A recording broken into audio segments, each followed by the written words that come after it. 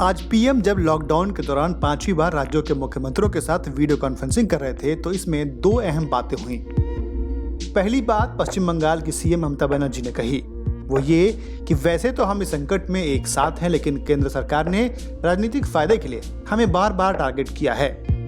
इतना ही नहीं, दीदी कुछ और तल्ख हो गई। उन्होंने कहा कि जब लैंड बॉर्डर खोल दिया गया है, ट्रेनें चालू कर दी गई हैं, एयरपोर्ट खोल दिए गए हैं, तो लॉकडाउन का क्या मतलब रह गया है। इसके बाद दूसरी अहम बात कही कोरोना वायरस की सबसे ज्यादा मार झेल रहे महाराष्ट्र के सीएम उद्धव ठाकरे ने।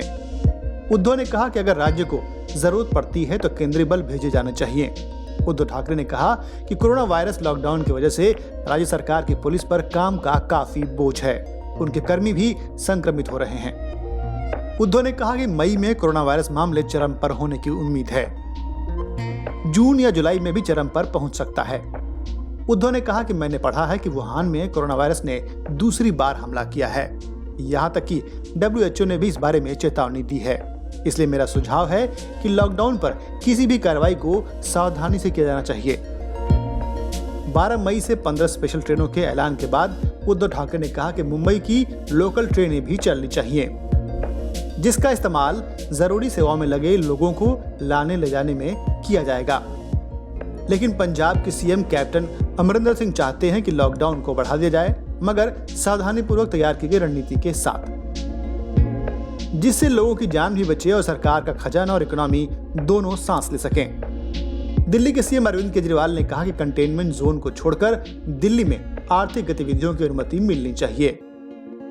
पीएम मोदी ने राज्यों के मुख्यमंत्रियों से कहा कि आज आप जो सुझाव देते हैं उसके आधार पर हम देश की आगे की दिशा तय कर पाएंगे।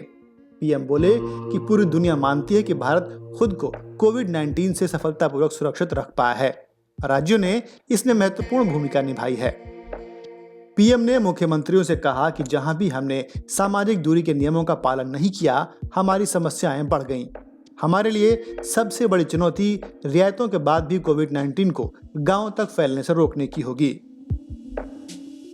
कोरोना वायरस महामारी को काबू में करने और रुकी पड़ी इकोनॉमी को सावधानी के साथ रफ्तार कैसे दी जाए, इस पर पीएम ने राय ली और अपनी बात कही।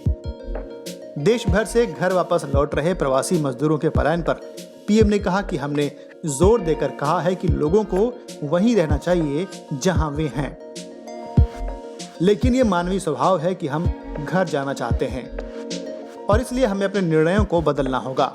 इसके बावजूद हमें सुनिश्चित करना होगा कि बीमारी न फैले और गांव में न पहुंच जाए। ये हमारे लिए बड़ी चुनौती है।